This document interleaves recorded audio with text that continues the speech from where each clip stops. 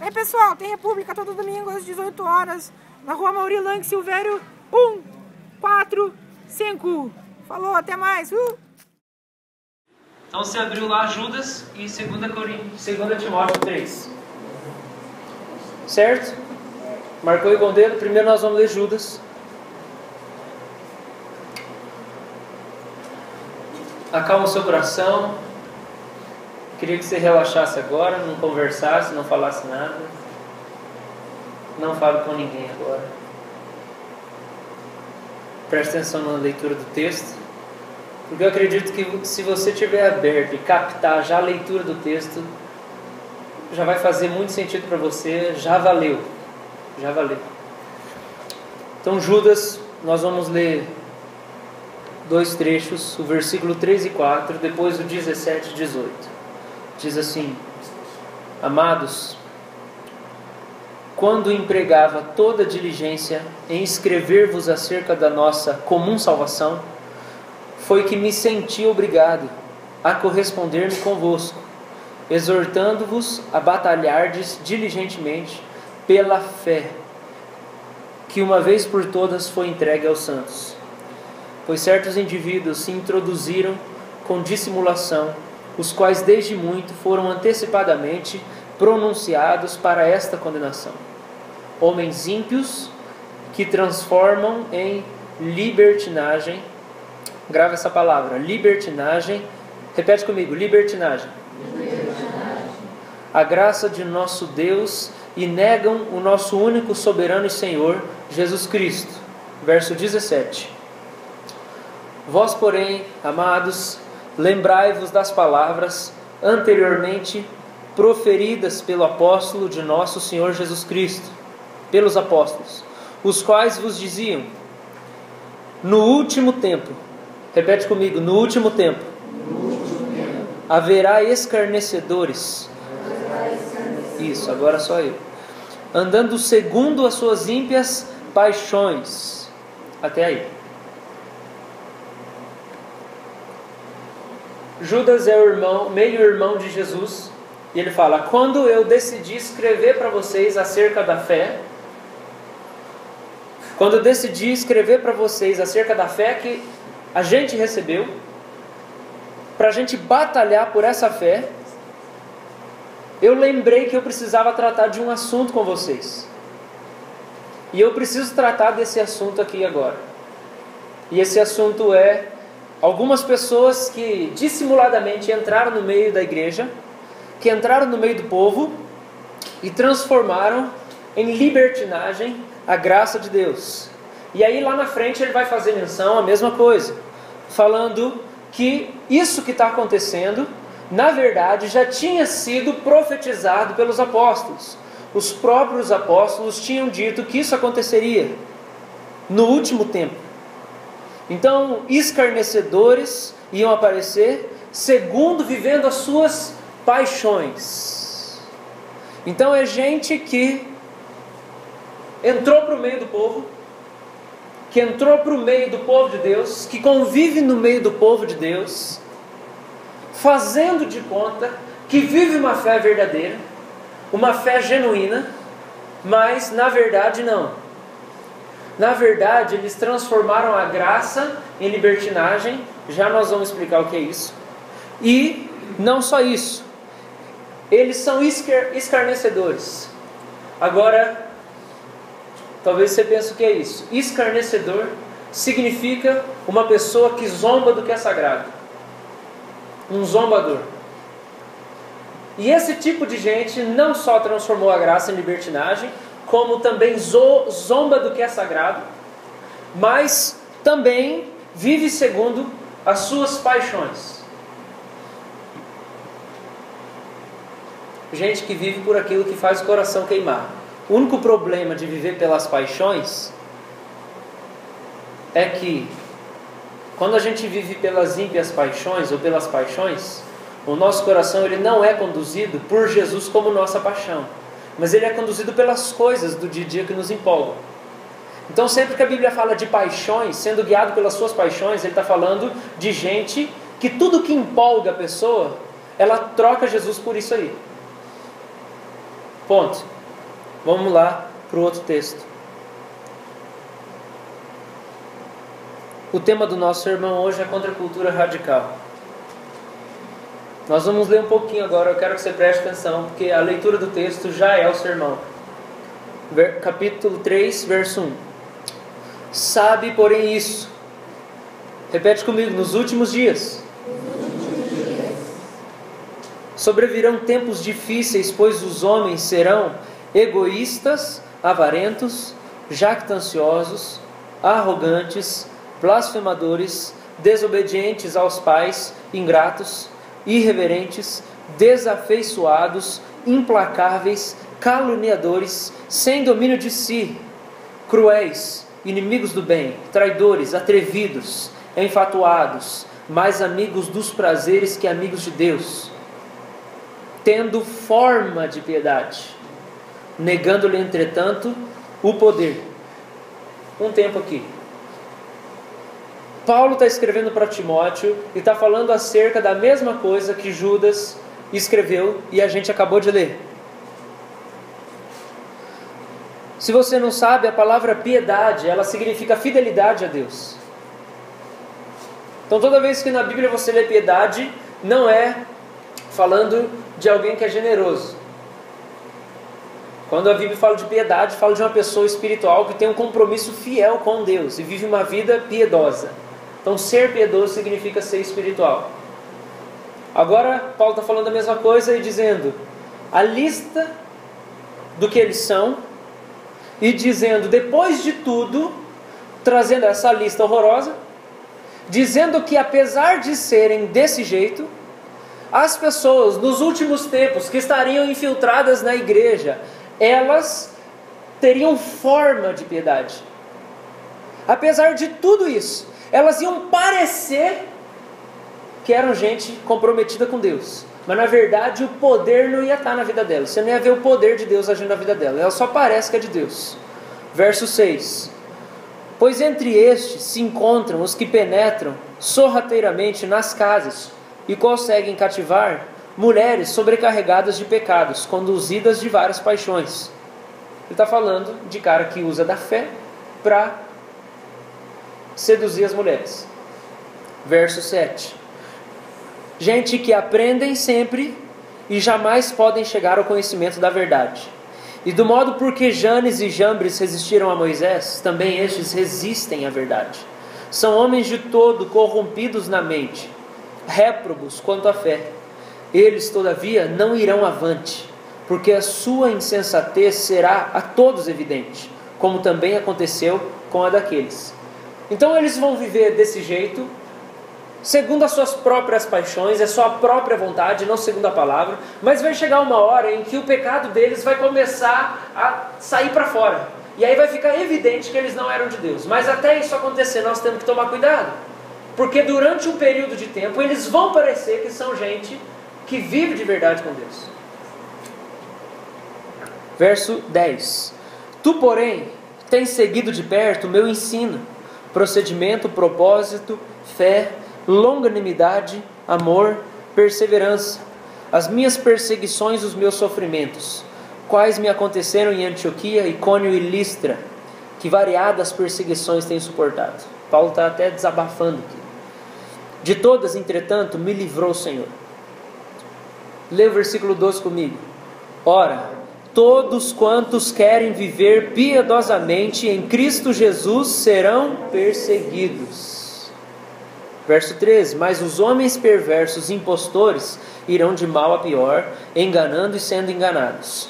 Tu, porém, permanece naquilo que aprendeste e de que foste inteirado, sabendo de quem o aprendeste, e de que desde a infância sabes as sagradas letras, que podem tornar-te sábio para a salvação pela fé em Cristo Jesus.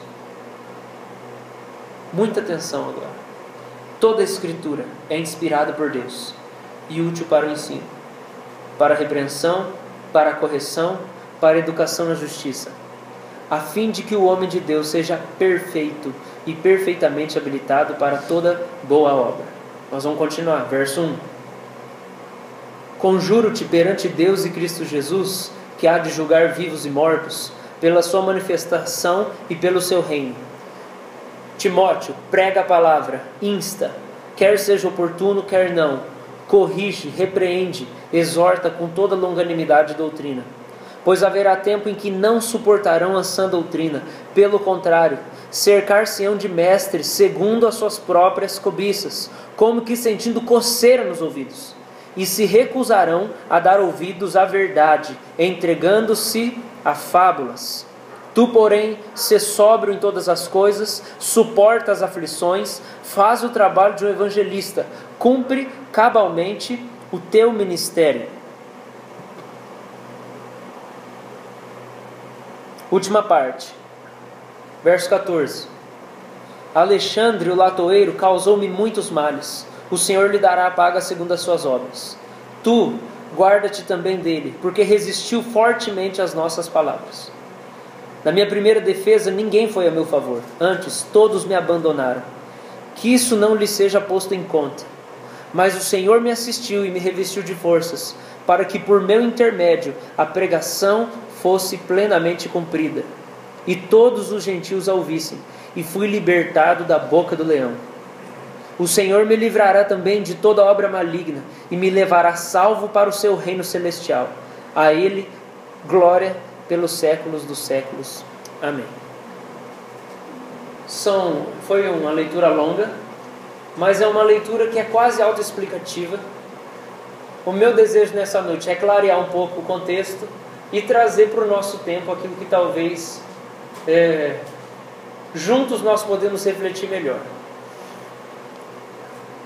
O que Judas diz, o que o Paulo diz nesse texto que nós lemos de Timóteo é basicamente a mesma coisa. E Paulo diz o seguinte: nos últimos tempos, pessoas vão infiltrar no meio dos cristãos, e eles vão parecer que andam com Deus, mas na verdade eles não andam com Deus. Vai parecer que eles têm uma relação com Deus, mas na verdade eles não têm uma relação com Deus. E você vai descobrir isso porque eles vão ser irreverentes, eles vão rejeitar toda a autoridade. Essa expressão que eu falei agora está lá em Judas, nós não lemos, mas diz assim: eles vão ser desobedientes, ingratos, sem domínio de si, atrevidos, traidores e mais amigos dos prazeres do que amigos de Deus. E Paulo vai desenvolvendo isso e trazendo isso para Timóteo, mas junto com isso, Paulo traz para Timóteo algo que ele deve insistir. Então Paulo está dizendo o seguinte: esse tipo de gente não quer compromisso com Deus de verdade. Eles só estão no meio do povo, mas eles não querem compromisso real com Jesus. E você vai perceber isso, porque eles vão dar muita dor de cabeça para você. Porque quando você pregar a palavra, eles vão rejeitar a palavra. Eles vão ouvir, mas na verdade eles não vão dar atenção, e eles vão te dar problema. E por isso eu queria te dizer, Timóteo, todos que querem viver piedosamente em Cristo Jesus serão perseguidos. Não tem escapatória. E esse povo vai encher você, encher a sua paciência. Só que aí, por que esse povo vai encher a paciência? Esse povo vai encher a paciência do pastor Timóteo. Esse povo vai encher a paciência da igreja de Jesus. Porque quando a palavra for pregada, eles vão vir tentar disseminar no meio da palavra alguns ensinamentos duvidosos que Paulo chama de fábulas. Porque se eles conseguirem enredar algumas pessoas que não levarem a palavra à risca, essas pessoas vão dar abertura na sua vida para viverem segundo as suas próprias vontades. E aí ninguém precisa negar a si mesmo. Nós vamos viver segundo as paixões. E nós vamos fazer o que nós queremos, e ainda assim nós vamos ter status de cristão. E o que Paulo diz para Timóteo? 4:2. Timóteo, como é que você vai lidar com esse povo? 4:2. Prega a palavra, insta, quer seja oportuno, quer não. Corrige, repreende, exorta com toda a longanimidade e doutrina. Paulo fala: Timóteo, continua fazendo o que você está fazendo. Continua fazendo o que você está fazendo. Gente, a gente precisa entender aqui que Paulo, nesse momento, ele não está falando que Timóteo ele precisa ser incisivo ao ponto dele ser estúpido com as pessoas. Pelo contrário, longanimidade significa uma paciência que não tem fim. E aí Paulo fala, você, Timóteo, diante dessas pessoas, você vai ensinar a palavra, você vai pregar, você vai insistir, quer seja oportuno ou não. Ele está falando, você vai criar oportunidade. Porque o único jeito de resistir a essa gente é você insistindo. O único jeito de resistir, o único jeito da gente lidar e superar esse tipo de gente é você insistir com aquilo que você já tem pregado. E aí Paulo dá mais um aviso no verso 4. O que está lá? 4:4. Não vai adiantar mesmo assim, Timóteo. Eles vão se recusar. Mesmo assim, eles vão se recusar a dar ouvidos à verdade. E aí Paulo fala no fim da vida dele ali, o que está acontecendo. Que todo mundo deixou ele. A gente pulou já para o 14, mas todo mundo largou Paulo. Algum Alexandre lá fez mal para Paulo, todo mundo deixou ele ficou sozinho. E Deus está cuidando dele. E a mensagem dessa noite, ela tem a ver com tudo isso que a gente lê nesse texto e que está acontecendo para nós hoje, nos nossos dias. E eu queria começar dizendo que, gente, se vocês não estiverem comigo nisso aqui, nós não vamos chegar a lugar nenhum. Se vocês não abrirem o coração para receber o que eu quero dividir com você, nós não vamos chegar a lugar nenhum. Essa é uma mensagem de uma maneira muito específica, pastoral para a nossa igreja, para essa igreja aqui, para a igreja do nosso tempo. E eu queria falar disso, trazendo para você a nossa realidade. Por quê? Porque a gente vive num tempo atual hoje da igreja, eu fui redundante, a gente vive num tempo da igreja hoje, e tem um movimento chamado de igreja orgânica. Talvez você já ouviu falar. Esse movimento no meio da igreja atual, esse movimento da igreja orgânica, ele tem como objetivo transformar a igreja em algo menos institucionalizado e algo mais relacional. Então o objetivo é o quê? A gente criar pontes com a nossa cultura, a gente criar pontes com as pessoas, né? A gente vai fazer uma publicidade atraente, a gente vai falar a linguagem do povo, nós vamos ser informal, porque a igreja se perdeu de alguma maneira na instituição. Então surgiu esse movimento, a igreja orgânica. Então é um movimento que vai tentar transformar a igreja numa coisa mais relacional e mais próxima. Gente, isso é maravilhoso, com uma condição: se as pessoas não se tornarem o foco da igreja. Porque o foco da igreja não são as pessoas. O foco da igreja é a glória de Deus. E isso tudo é muito bom. Mas talvez a gente querendo criar esse movimento de igreja orgânica, eu vejo também que no nosso tempo a gente encontra uma galera tentando lutar contra o sistema evangélico. Então tem gente querendo revolucionar a igreja. E isso é muito bom também, porque tem um monte de coisa errada na igreja, e sempre teve e vai ter. Então esse movimento está querendo fazer a coisa assim mais relacional. Tudo bem, legal. Dentro desse movimento tem uma linha que quer bater fortemente contra a instituição. É a linha mais forte. Isso também é uma maravilha. Mas o problema é que algumas pessoas têm feito do objetivo da igreja ser diferente da igreja institucionalizada. Então o objetivo de alguns movimentos aí na igreja hoje não é a glória de Deus. O objetivo é atrair pessoas e ser aceito e ser uma pessoa bacana que, conversa com todo mundo. Então você vê isso aí quando você entra lá no Facebook e tem aquele punhado de frase ridícula de Deus não quer o seu estilo, Ele quer o seu coração, né? Deus não olha a tatuagem, Ele olha o coração. E aí solta um monte de frase tosca lá, tentando agregar as pessoas e falar, venham pra cá todo mundo e não sei o que e tal.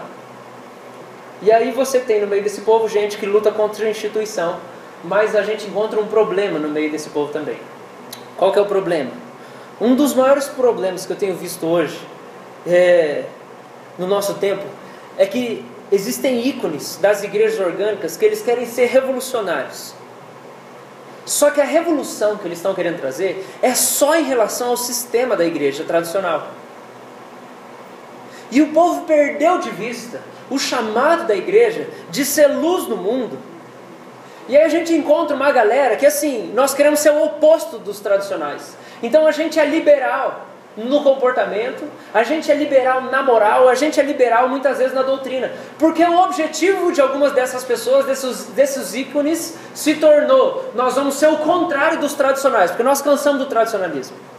E tem gente que eu vejo se perdendo, indo muito longe, querendo na verdade, sem perceber, o cara está tão perdido que ele não percebe, que querendo na verdade criar um clubinho ali, onde gente excluída pode se encontrar, mas esqueceu qual que é o papel da igreja, que é impactar a sociedade, e não só impactar a igreja em si. O problema é que tem gente que é fraca na fé e segue esse povo, porque uma das principais características desse povo, desse movimento de igreja orgânica, anti-instituição, não são todos, eu quero deixar bem claro, mas alguns ícones. Uma das características principais é que não existe padrão moral mais. Não existe padrão de moral. Então, por que o tema da nossa mensagem hoje é uma contracultura radical? É porque nós queremos criar uma contracultura. Uma cultura que é contra o sistema dominante, contra o mundanismo. Uma cultura firmada na palavra de Deus, como a gente disse lá atrás. A nossa única regra de fé, nossa doutrina, o nosso entendimento, o que a gente crê, é 3, é 1, é Deus criou, veio do nada, a parte intelectual, a Bíblia é a nossa regra de fé, e ela é a nossa regra de prática. E é aí que a gente começa a encontrar alguns problemas, porque esse movimento está querendo ser liberal em muitas coisas. Ele está querendo dar abertura para todo tipo de gente entrar. E nós precisamos de uma contracultura radical, por quê? Porque é uma contracultura, e radical, como a gente já tem falado aqui, é que está erradicada, que está arraigada, que tem raiz. E nós queremos criar, e nós precisamos criar no nosso tempo, uma contracultura radical, porque ela está arraigada na palavra de Deus. A gente não pode criar uma igreja, construir uma igreja, uma visão de mundo, uma comunidade, pensando que na verdade a gente tem que ser o contrário de quem está fazendo errado.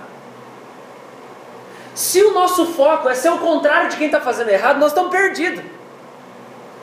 O nosso foco é construir uma igreja, é construir uma comunidade, é edificar pessoas que estão radicadas na palavra de Deus. E não para combater o que está errado, simplesmente. Senão a gente pode se perder no caminho. A questão é, como que nós vamos fazer isso? Mas tem uma outra perguntinha que a gente precisa fazer. Por que nós temos que fazer isso? Por que nós temos que criar uma contracultura radical? Um jeito de viver, um jeito de pensar, um jeito de se relacionar, que é diferente do sistema tradicional, que não está funcionando muitas vezes, mas que também não vai longe, que não viaja na maionese. E eu queria dar alguns motivos pelos quais nós temos que criar uma contracultura radical no nosso tempo. Primeira coisa, porque a própria igreja está com crise de identidade. A gente não sabe quem é. Gente, a gente não sabe quem é.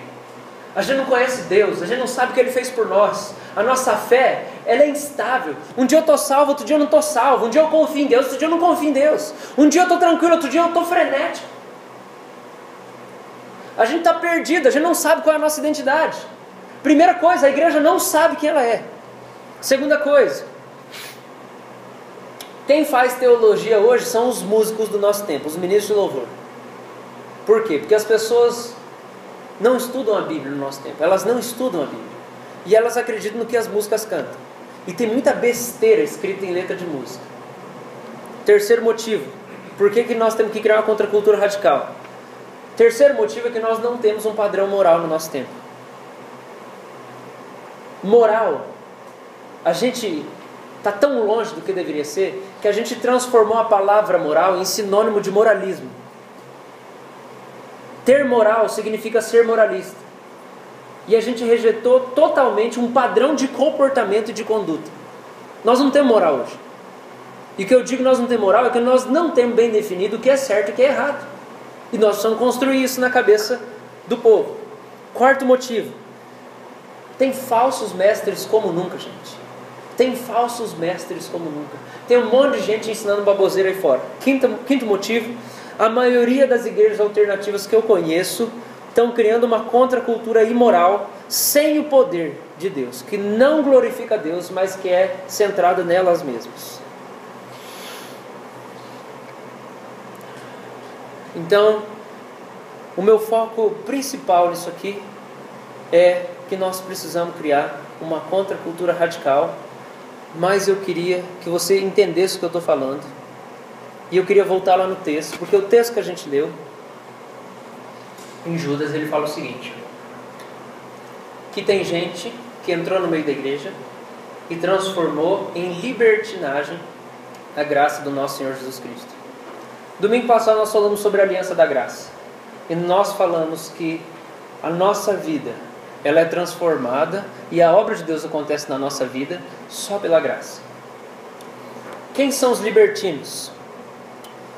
Libertinos, aqueles que a Bíblia chama de libertinos, são aqueles cristãos que não têm um padrão moral.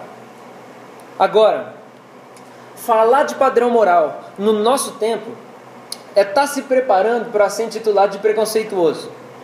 Porque de fato, a nossa geração, o nosso tempo nunca foi tão libertino como hoje. Então não existe padrão moral. Eu creio em Jesus, mas assim, eu vivo assim do jeito que eu achar que é melhor. Gente, é isso que está rolando aí fora, entendeu? Talvez até aqui dentro da nossa igreja a gente não sabe direito o que é certo e o que é errado, qual que é o limite, até onde que eu posso, até onde que eu não posso ir. E eu queria que você pudesse abrir o seu coração, porque a gente precisa construir um padrão moral para a gente não se perder no meio do caminho. E eu vou começar a falar de algumas coisas aqui hoje que são escandalosas para nós. Porque a gente está tão perdido, a gente foi tão contaminado com a mentalidade da pós-modernidade, que a gente não sabe realmente o que é o certo e o que é errado. Eu estou lendo um comentário de João, do Evangelho de João. E a introdução do Evangelho de João, o D.A. Carson, ele fala o seguinte, que até pouco tempo atrás o versículo mais conhecido da Bíblia era João 3,16. Mas ele foi substituído por Mateus 7,1, que significa: não julgueis para que não sejais julgados. É verdade ou é mentira, gente? Todo mundo fala isso. Olha só o que nós estamos construindo. Essa é a nossa cultura hoje. Gente, esse fato reflete como que o não me rele, não me toque da nossa cultura, ele está mexendo com a gente. A gente está estudando na escola dominical Daniel. E o que a gente refletiu semana passada foi acerca de Nabucodonosor. Porque quando Daniel é levado com os 3 amigos dele para onde que é mesmo? Babilônia. Nabucodonosor ele tenta fazer uma lavagem cerebral em Daniel. Então Nabucodonosor ele pega Daniel e os caras lá, e ele troca o nome dos caras, porque o nome deles se referia a Deus. Então ele coloca o nome dos caras se referindo aos outros deuses, e ele impõe uma ração e um cotidiano para os caras. E aí Daniel e os amigos falam assim: não, nós não vamos nos contaminar.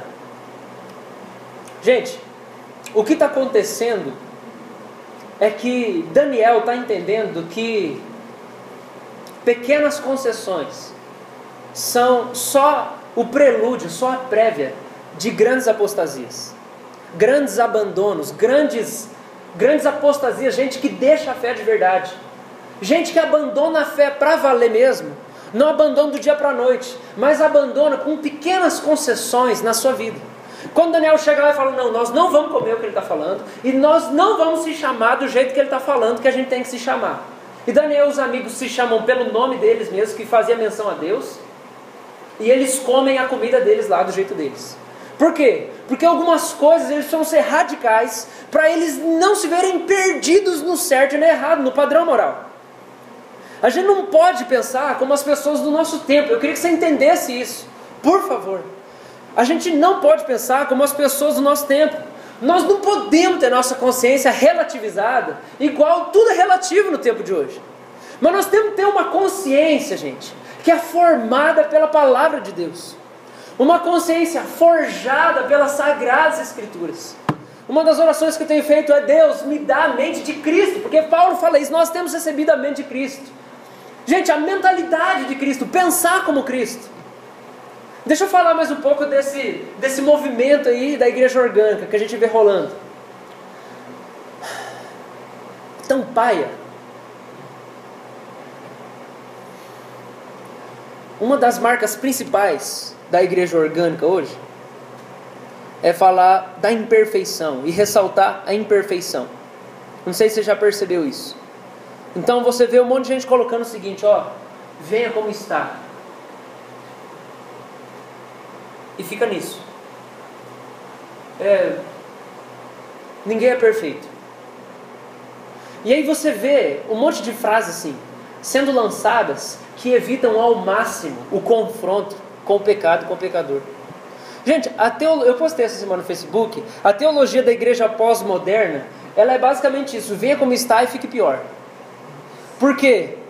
Porque, gente, a cartilha eclesiástica deles é o seguinte, nós nunca iremos te confrontar, nós nunca diremos que você está errado, nós te amamos e por isso nós deixamos teu pecado te matar, porque nós não queremos te ofender, nós não vamos falar do inferno, Deus não odeia, Ele ama os pecadores, Jesus morreu, mas não é por causa do teu pecado, nós jamais diríamos que você é o pecador, faça o que quiser, Jesus te ama.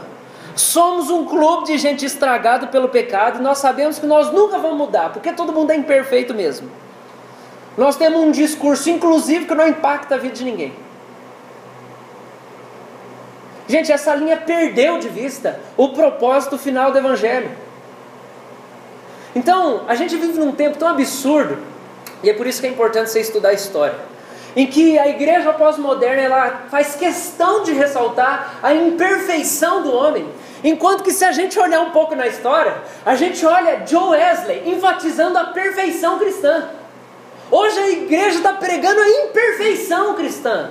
Mas quando a gente olha para o John Wesley, alguns anos atrás, lá nos avivamentos da Inglaterra, a ênfase do grande pregador John Wesley era a perfeição cristã. Perfeição cristã em que sentido? Ele falava, eu quero ser exatamente como Jesus, o Espírito dele está em mim, eu quero viver como ele, eu quero fazer os milagres que ele fez, eu quero conhecer Deus como Cristo conheceu, porque o Espírito que estava em Jesus estava em mim. Gente, é uma coisa totalmente contrastante. Acho que eu falei certo agora. E eu queria que você entendesse isso.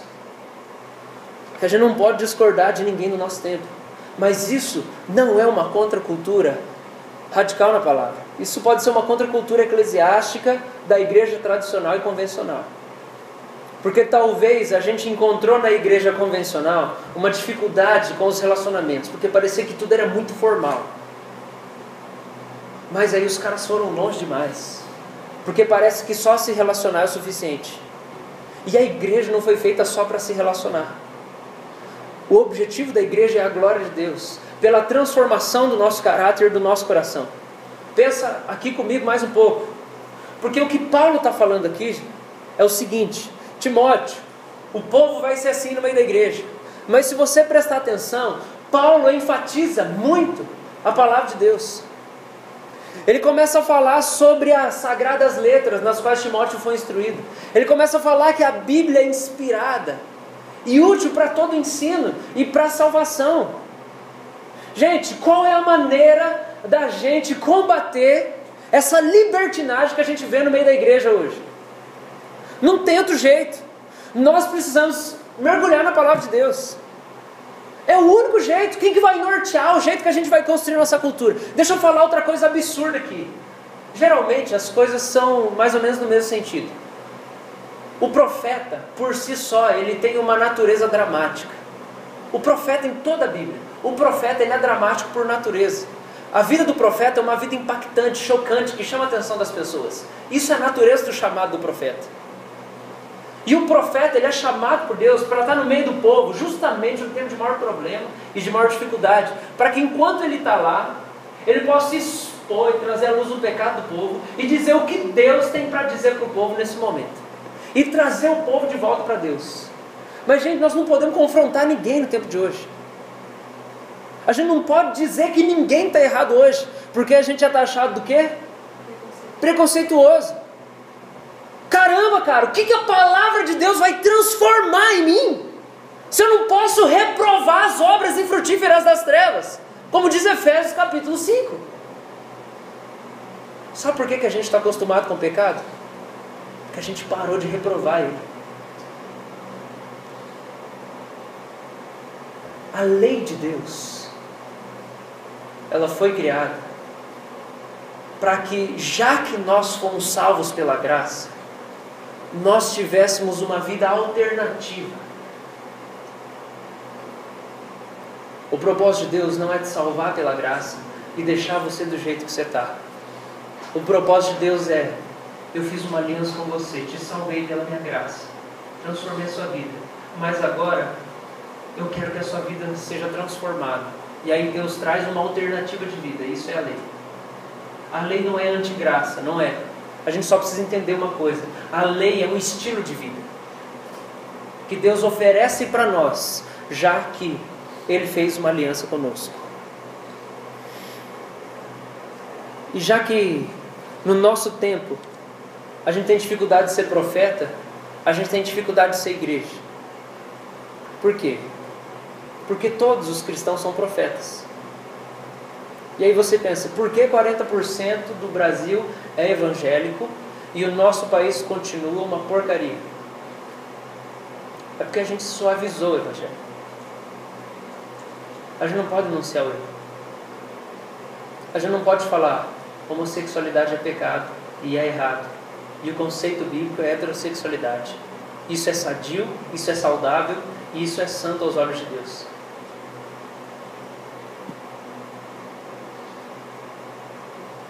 Vocês estão entendendo, gente? Aonde que a igreja se tornou irrelevante? Aonde que a gente pode juntar aqui talvez um número dobrado de pessoas que a gente tem hoje e a vida de ninguém ser transformada? Se a gente não entender que o que tem que nortear a nossa vida é a palavra de Deus e não as nossas vontades, porque é exatamente isso que Judas e Paulo estão dizendo que é a principal característica dos libertinos.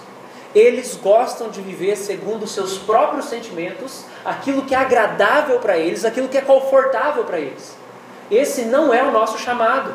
O chamado da igreja é dizer não a si mesmo, é negar a si mesmo, renunciar às suas próprias vontades, os seus próprios projetos, os seus próprios desejos, se render aos pés de Cristo e dizer: eu quero que o Senhor faça em mim a sua vontade segundo a sua palavra. Eu não posso ser governado pelos meus sentimentos, porque eles são completamente pecaminosos. Eu preciso que o Senhor governe a minha vida.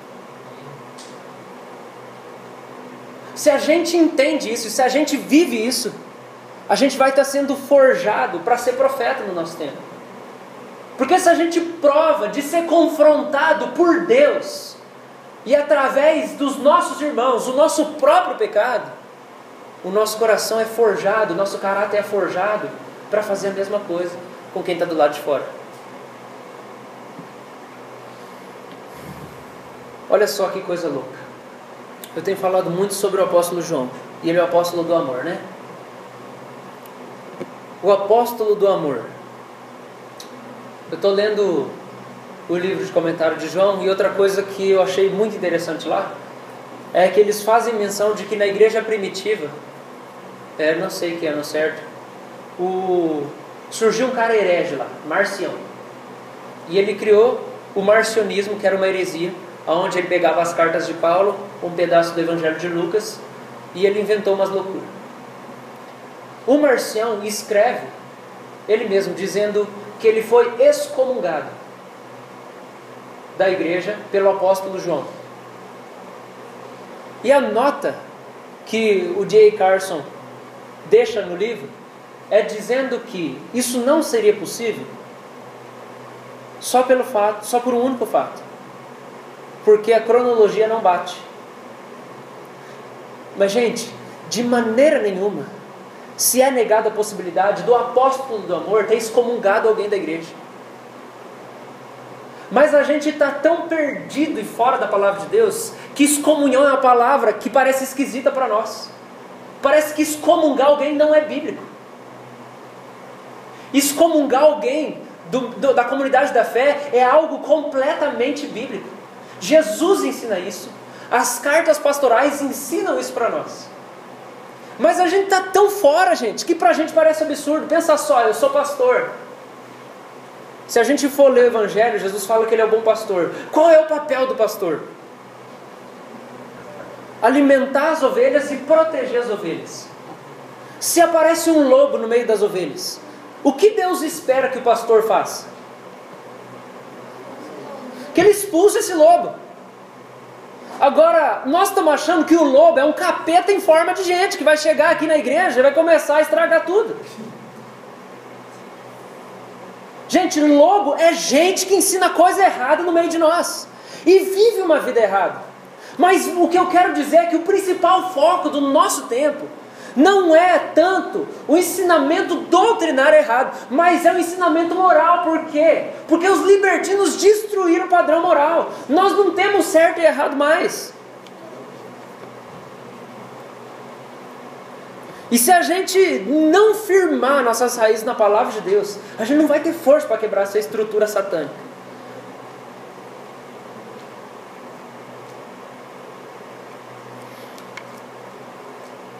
E eu queria nesse momento, por causa disso, trazer alguns conceitos bíblicos.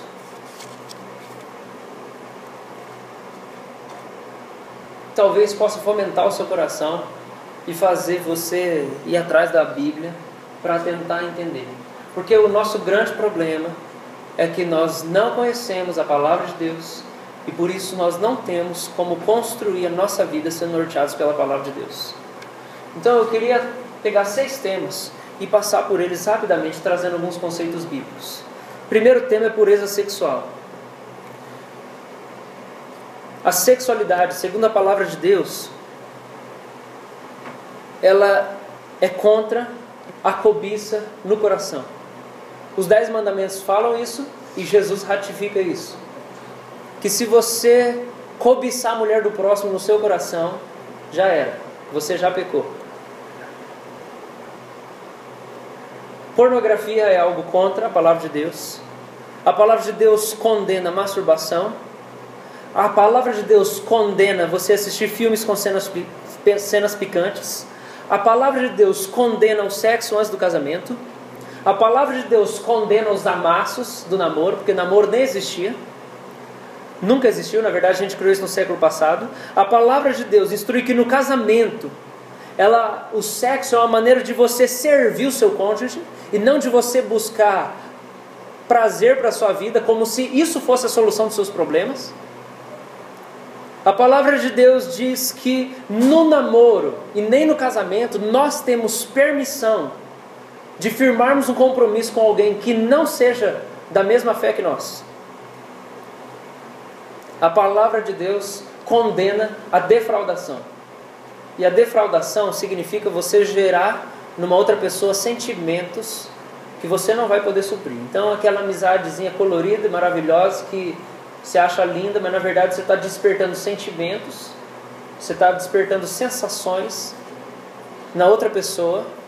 E aí a hora que a outra pessoa começa a babar por você, ou vocês ficam naquele clima, você fala assim, não, eu não quero nada na verdade. Isso é defraudação. Você ilude alguém emocionalmente. Quero falar sobre relacionamento. A palavra de Deus, ela diz que nós não devemos ter amigos ímpios. Não devemos ter amigos ímpios. Todo amigo ímpio, ele só pode passar por esse rótulo porque ele está em processo de evangelização. Você precisa ler Deuteronômio. O homem tem um limite na relação com a mulher, ele precisa respeitar esses limites. Eu vou viajar em abril e eu vou ficar na casa de uma moça daqui de Curitiba. Nesse tempo, na verdade, tem 2 moças daqui, 2 amigas minhas que ofereceram para eu ficar na casa delas, uma em cada país. E aí quando eu falei com uma delas, ela ficou muito feliz, mas muito feliz mesmo, super animada. E eu perguntei, e aí, como é que você mora sozinha? Eu moro sozinha, tal, vem pra cá, porque nós vamos ter aqui, você tem comida de graça, fica tranquilo, nós vamos passear, vai ser muito legal. E ela ficou muito animada que ia pra lá. E eu pensei, nossa Deus, obrigado, porque eu não vou ter que pagar hotel, porque ia ser muito caro e tudo mais, que bom. Aí eu escrevi logo em seguida assim, então, eu só tenho um problema com isso aí. é eu ficar sozinho com você no seu apartamento. Porque eu acredito que eu vou ultrapassar o limite que eu posso ter com você, como minha irmã em Cristo. Aí ela falou, não tem problema, fica tranquilo. Aí eu falei, Jesus, obrigado a provisão. Ele falou, não, fica tranquilo, tem outras meninas aqui, eu posso ir para o apartamento dela, você fica aqui no meu, mas não se preocupe que a gente vai dar um jeito. Mas, gente, eu precisava estar disposto a ter que pagar alguma coisa para não ficar. Por quê? Porque o relacionamento entre homem e mulher, ele tem limite que ele não pode ser avançado. Homem e mulher, gente, não deve de jeito nenhum ficar sozinho no ambiente fechado. Nem quando é adolescente, amiguinho assim, nós temos que cuidar ao máximo com isso. São limites relacionais. Hoje a gente vê um monte de casal de namorado viajando juntos. Gente, isso é um absurdo. E é por isso que no começo dessa pregação eu falei, eu preciso de você comigo aqui. Por quê? Porque, gente, da onde isso? Gente, viajar junto é coisa de gente casada. Dormir um na casa do outro é coisa de gente casada. E aí talvez você pode pensar, nossa, você é um velho. Cara, é a palavra de Deus. Eu só quero perguntar para você, da onde você tirou essa liberdade que você faz tanto uso? Porque tudo que a gente faz precisa ser fundamentado na palavra de Deus. Na amizade relacional, a gente precisa ter cuidado com a dependência emocional. Um fica muito dependente do outro. Na amizade, a gente precisa tomar cuidado para a gente não perder as programações da igreja, ou aquilo que é mais importante, por causa dos relacionamentos. Quando a gente olha para os hebreus, eles foram arrancados do Egito por Deus, porque eles estavam contaminados com aquela cultura, e eles passaram 40 anos Deus falando para eles que só Ele era Deus. E o povo construía bezerro de ouro, fazia, inventava um monte de coisa. Eu queria que você entendesse uma coisa, que relacionalmente Deus teve que arrancar o povo daquela cultura, para poder transformar a vida deles. O que acontece muitas vezes é que tem gente que se converte, que conhece o Evangelho, mas não quer sair do meio dos amigos descrentes e morais. Gente, isso é um absurdo. Você precisa sair daí. Você precisa ter um tempo onde você vai tomar um ar de toda essa cultura contaminada pelo pecado, onde você acha um monte de coisa normal. Tem gente que a vida com Deus não vai para frente porque não renuncia às amizades que puxam para trás. Por isso eu digo, nós como cristãos, nós não fomos chamados para ficar criando relacionamento e amizade externa sem propósito. Nós não podemos ter amigos descrentes, gente. Presta atenção nisso que eu estou falando. O único motivo pelo qual nós podemos e temos permissão de relacionar uma temporária amizade com o descrente é porque nós estamos evangelizando essas pessoas. Se você tem relacionamentos, se você tem amizade com gente que é ímpia, que é incrédula, e você não está evangelizando, você está em pecado. Nesses dias atrás, tenho conversado com algumas pessoas aqui, porque a gente tem ponte com a gente de fora. Galera de showzinho, galera do hardcore, disso, daquilo. Falei, cara, quando que você sentou com esses caras para falar do Evangelho? Então, Jesus tem que aceitar as pessoas, né? Eu falei, de onde você tirou isso? Sabe por que a Bíblia diz que Jesus era amigo dos pecadores? Porque quando Jesus ia no meio deles, ele ia pregar, depois de um tempo ele já saía. Mas ele estava toda hora com pessoas diferentes, porque ele ia até elas para poder ministrar o coração delas. Nossos relacionamentos externos, eles precisam ter o propósito de glorificar Deus e pregar o Evangelho, evangelização. Senão a gente é contaminado, vai fazendo concessão sem perceber. Financeiro, dízimo. Biblicamente, todo cristão precisa ter um compromisso financeiro. Todo cristão precisa dar oferta. Todo cristão precisa ter um compromisso missionário. Um compromisso com a obra de Deus. Com gente que está servindo longe. Simplicidade é algo que a palavra de Deus nos conclama a viver. Uma vida de simplicidade, sem exagero. A avareza é idolatria. Tem gente que o maior propósito da vida, o que tira o sono é quando que eu vou ganhar promoção, quando que eu vou comprar uma casa maior, quando que eu vou ter o carro de ano. Isso é avareza, isso é o que a Bíblia chama de idolatria. Financeiramente, nós temos que entender que tudo que existe é de Deus. E como disse a W. Tozer, não seja dono de coisa alguma. As coisas existem para a gente poder revelar amor para as pessoas, não para a gente poder tentar se completar. Familiarmente, a gente precisa honrar pai e mãe. A gente precisa honrar os nossos pais. Isso às vezes parece que a gente entra num conflito, porque Jesus disse que a gente precisa odiar o pai e a mãe para poder seguir Ele. Na verdade, o que Jesus está dizendo é que o nosso amor ao reino, o nosso amor ao próprio Deus, ele precisa ser tão grande que vai parecer que você nem gosta dos seus pais, de tanto que você ama. Mas ao mesmo tempo, a palavra de Deus diz que se a gente se supõe ser religioso, mas não cuida da sua própria família, a gente é pior que o descrente, nessas palavras. A gente precisa honrar pai e mãe, mesmo que você não conheça o seu pai. Você precisa orar por ele. Esse é um compromisso que nos últimos dias eu fiz com Deus. Eu falei, Deus, eu preciso honrar os meus pais. Deus, tudo que eles fizeram por mim até hoje, mesmo se eles não fossem crentes. Deus, eles me geraram. Deus, eles cuidaram de mim. Eles me deram comida, eles me deram escola. Deus, eles me deram o que eles podiam dar de melhor. Deus, eu preciso honrar os meus pais. O que eu vou fazer? Eu falei, Deus, o que eu vou fazer? E aí Deus falou, muito simples. Começa orando por eles todos os dias. Primeira coisa que eu faço no dia, eu oro pelo meu pai e pela minha mãe. É a melhor maneira que eu entendo de honrar eles. Não é só isso, mas esse é o começo. Você precisa honrar o seu pai e a sua mãe. Mesmo que você não conheça o seu pai, ore por ele. Isso é o que a palavra de Deus deixa para nós. O casamento, obviamente, o padrão bíblico é heterossexual. O casamento, ele deve ser regulamentado de maneira civil, porque é um compromisso que você assume com a sua esposa perante a sociedade. O sexo dentro do casamento, não no noivado. Os filhos precisam honrar os pais como... Gente, os filhos precisam honrar os pais como os nossos avós honravam os nossos tataravós. A gente precisa entender isso. Outra coisa dentro da família. A coisa mais importante na família é o casamento, não são os filhos. A gente tem uma dificuldade no nosso tempo de entender isso. Mas se a sua casa pegar fogo e o seu marido estiver lá dentro e os seus filhos estiverem lá dentro, você precisa escolher pelo seu marido. E se você puder escolher só por um, você precisa escolher por ele. Por quê? Porque a palavra de Deus diz que o casamento é sustentado, que a família é sustentada pela aliança. A aliança que existe entre o homem e a mulher. E o homem precisa amar sua esposa ao ponto de entregar sua vida por ela e morrer por ela. A Bíblia não manda o homem morrer pelos filhos. A Bíblia manda o homem entregar sua vida e se sacrificar pela sua esposa. O mais importante no casamento, na família, é o casamento. E como filho, eu preciso entender isso.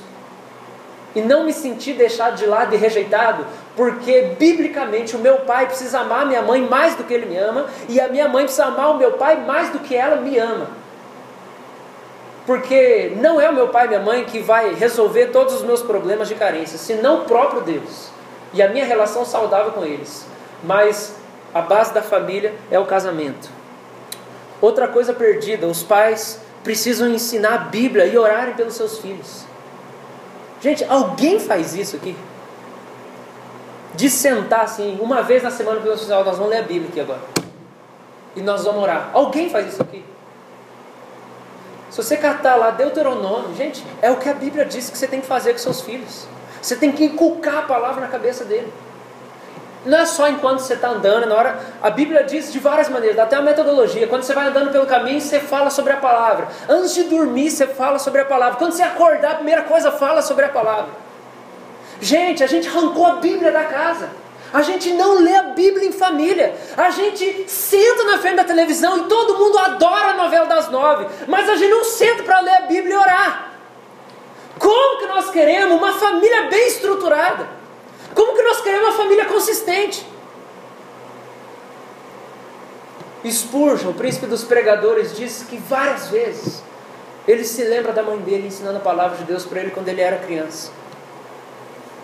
Isso pode ser chocante para nós, mas ele disse que uma das vezes ela leu a Bíblia com ele, ensinou, e aí ela foi orar e falou: Senhor, eu ensinei a palavra para o meu filho, e se ele continuar no pecado, não é por ignorância.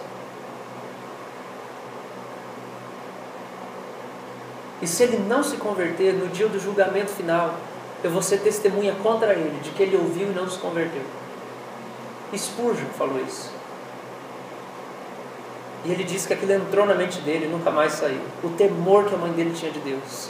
E como ela levava a sério a palavra de Deus. Ele disse que algumas vezes ela chegava com o olho lacrimejando, dizendo: filho, fuja da ira vindoura. Fuja da ira do Cordeiro. Se arrependa dos seus pecados e crê em Cristo Jesus. Gente, olha só. Nós precisamos mudar a nossa maneira de viver, nossa maneira de ser cristão, de ser igreja, de ser família. Quando a gente olha para a mulher virtuosa em Provérbios, gente, o que a palavra diz é que a mulher virtuosa, ela cuida de tudo da casa primeiro, e depois ela ainda tem tempo para negociar os tecidos e fazer comércio, mas a primeira coisa, ela cuida de toda a sua família. E ela cuida de toda a sua casa, e o seu marido vive tranquilamente confiando nela, porque ela é uma boa administradora do lar. Eu tenho sido impactado por algumas mães. A mãe de John Wesley, ele tinha alguns irmãos. Todo dia ela deixava 1 hora as crianças com o irmão mais velho e falava assim: filho, cuida das crianças porque eu preciso ter 2 horas orando ali.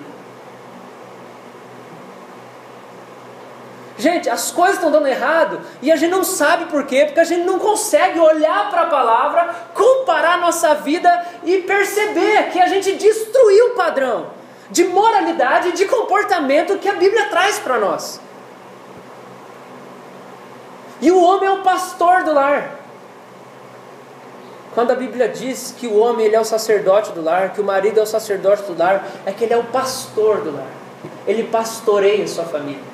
Ele cuida do coração da sua família, ele sabe o que os seus filhos sentem. Jesus fala assim sobre o pai, que o pai conhece o coração do filho. Por favor, tenha isso em mente. Quando você se tornar pai, você precisa ser íntimo do seu filho. Seu filho precisa sentir a vontade para desabafar com você, para chorar para você, para dizer as dores que ele tem para você, para confessar os pecados dele para você. O homem é o pastor da família. Caminhando espiritualmente, biblicamente, o cristão ele não tem vícios. Ele é disciplinado e organizado por causa daquilo que o Espírito dá, chamado de domínio próprio. Salmo diz que logo pela manhã o homem de Deus acorda e busca Deus, espera a sua resposta durante o dia. Ele lê a Bíblia e medita na sua palavra de dia e de noite. Ele crê que a Bíblia é suficiente. Suficiente. Toda a direção que eu preciso para a minha vida, eu encontro em Deus através da sua palavra. O crente dedicado, que vive uma vida bíblica, ele jejua. Ele sofre em silêncio como Jesus e ele desabafa com Deus. Ele não se defende, ele não procura sua própria glória. Ele não é escravo do corpo e das sensações. O que dirige a sua vida é a palavra de Deus. Em último lugar, profissionalmente, o crente não escolhe a sua profissão pelo dinheiro, mas pelo chamado. Ele não está na profissão que ele está porque ele vai ganhar bem. Ele está naquele lugar porque ele entende que lá Deus quer que ele glorifique o nome dele. Seja como um gari, ou seja como um empresário. O meu emprego, ele é escolhido por causa do chamado que Deus tem na minha vida. O crente, ele busca a recompensa do céu e não a da terra. E profissionalmente, o crente, ele não faz sociedade com o incrédulo.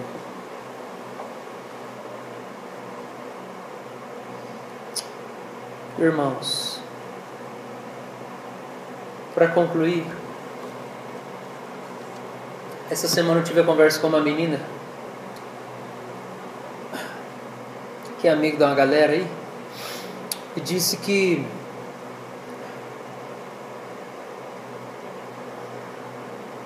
ela tinha ouvido falar de mim, mas nunca tinha conversado comigo pessoalmente. E aí ela disse que uma das coisas que ela ouviu dizer é que eu era intolerante. Que eu era intolerante. E aí a gente conversou durante um bom tempo. E depois ela falou assim: você me surpreendeu. Eu falei: por quê? Pelo jeito como você foi carinhoso comigo na conversa. Eu falei: é porque gente que falou que eu sou intolerante é gente que não me conhece. Mas eles me acham intolerantes porque eles são simpatizantes do Evangelho. Eles não são discípulos verdadeiros. E contra esses a palavra tem uma condenação muito clara. E aqueles que me acham intolerantes, eu queria trazer duas coisas. Na verdade, eu fico feliz por começar a fazer inimigo, né? Gente que não gosta da gente pelo motivo certo. Porque a Bíblia diz que nós temos inimigo. Sempre vamos ter inimigo. Agora você precisa ter os inimigos certos. E como a gente leu no texto de Timóteo, todos aqueles que querem viver piedosamente serão perseguidos. Mas pode haver dois tipos de pessoas que me consideram intolerante. Primeiro, é alguém que é verdadeiro convertido. Eu não sou intolerante, eu sou convicto. E eu queria dizer que hoje a gente precisa tomar cuidado com isso, porque a convicção ela é sinônimo de preconceito. Eu não só concordo com tudo que as pessoas dizem e fazem, mas eu sou contra muitas coisas. Isso aí pode ofender alguém. E eu não preciso pedir manifestação pública, mas gente dessa igreja sabe que se eu fosse intolerante, algumas delas não estariam aqui mais. Primeira coisa que eu queria dizer é isso. Alguns que me acham intolerante são meus irmãos, mas na verdade é porque não me conhecem. Segunda coisa, pessoas que me acham intolerantes, elas são incrédulas, porque eu reprovo o pecado. E eu quero fazer isso como Jesus fez. Por último, eu queria dizer uma coisa.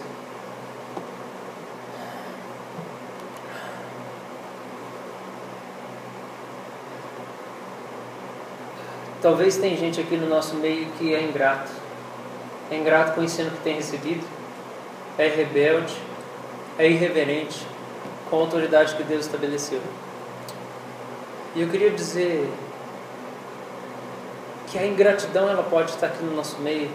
E que você pode ser uma pessoa ingrata aqui no nosso meio por um único motivo. Você esqueceu de onde você veio. Talvez você precise fazer uma visita para a Assembleia de Deus, para a Congregação Cristã do Brasil, para alguma igreja pentecostal que quando você chegar lá com as suas tatuagens vai querer arrancar o capeta de você e vai te rejeitar e dizer que lá não tem lugar para você. Eu quero dizer que o sentimento de intolerância no meio de alguns de nós existe por causa da ingratidão. Talvez você precise olhar para trás, você precisa olhar de onde você veio. Eu queria que você fosse em alguma igreja presbiteriana aí, porque geralmente elas têm o mesmo tipo e você ia ter grande dificuldade de fazer parte do louvor por causa do seu piercing, da sua tatuagem. E o que acontece é que as pessoas esqueceram de onde elas vieram e podem achar que eu sou intolerante, mas parece que o que falta é só eu passar a mão na cabeça de todo mundo e que todo mundo pode pecar à vontade. Eu quero dizer que isso não é um compromisso com Deus. Eu quero dizer que nós vamos ver quem é verdadeiro convertido enquanto nós estamos confrontando as pessoas segundo a palavra de Deus. Quem não quiser uma vida transformada, vai embora daqui. Não vai embora daqui porque eu estou mandando. Não é isso que eu estou querendo dizer. O que eu estou querendo dizer é: essas pessoas não conseguem resistir ao ensino, porque não querem uma vida de quebrantamento. Elas não entenderam o Evangelho. Só o verdadeiro convertido gosta de se humilhar e reconhecer que Deus é o único digno de toda a glória e que nós temos que abandonar a nossa vida de pecado. Nós temos que construir uma contracultura radical que está fundamentada na palavra de Deus. Essa aqui não é uma igreja onde você pode fazer o que você quiser. Nós queremos viver o que Deus tem para nós, não a nossa vontade. Vamos orar? Pode ficar de pé?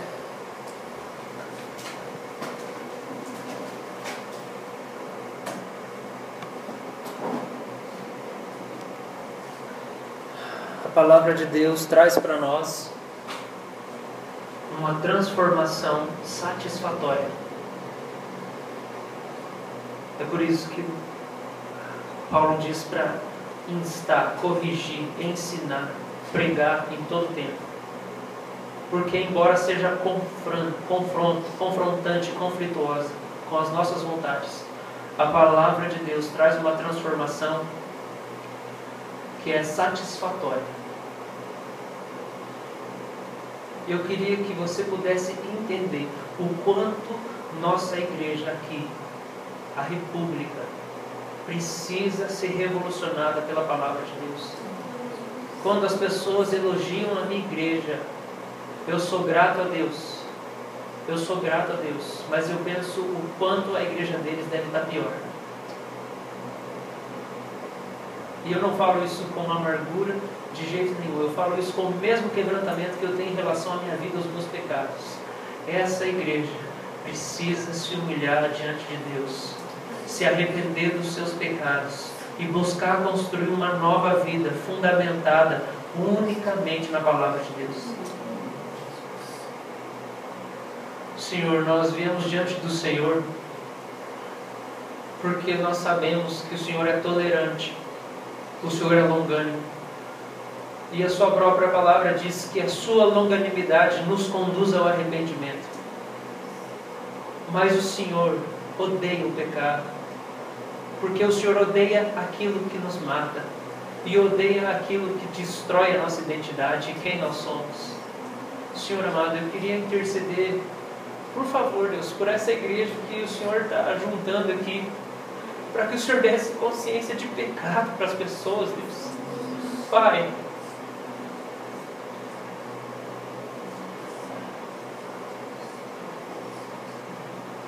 como, Deus, como que o nosso pecado não nos incomoda, Deus? Como que nós não sentimos o desejo de sermos moldados somente às Escrituras, Senhor? Como, Deus, que nós cantamos para o Senhor, dizemos que te amamos e não temos fome da sua palavra e de querer saber como a nossa vida precisa ser construída.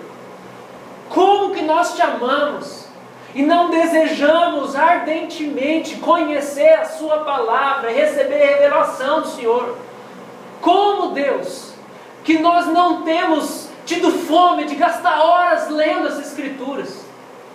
Como que não existe disposição aqui, Deus, se nós dizemos que somos discípulos do Senhor? Como que não tem disposição para trocar o sexo matrimonial pelo jejum e pela oração e pela sua palavra, como o próprio Paulo sugere? Que a nossa devoção tem que chegar ao nível em que nós vamos abrir mão da relação sexual no casamento por um período determinado, não muito longo, mas para consagração. Deus, precisamos ter fome da sua palavra, de mudança de vida. Eu clamo que o Senhor confronte a sua igreja. Eu clamo que o Senhor abra os olhos dos meus irmãos, porque nós não temos percebido como nós somos, Deus, pequenos, indignos, pecadores, Deus, diante da sua grandeza e da sua glória. Nós estamos tentando construir as coisas do nosso jeito e ainda estamos achando que vai dar certo, Deus. Por favor, humilha-nos, Senhor. Porque a satisfação só vai criar raiz no nosso coração quando nós morrermos totalmente para as nossas vontades. Que o que norteia a nossa vida seja a Tua palavra. Por favor, só a Tua palavra, Deus, não os nossos sentimentos. Eu clamo, vai gerando agora, Deus, nos Teus filhos isso, esse entendimento, Deus. Por favor, Deus. Por favor, Deus.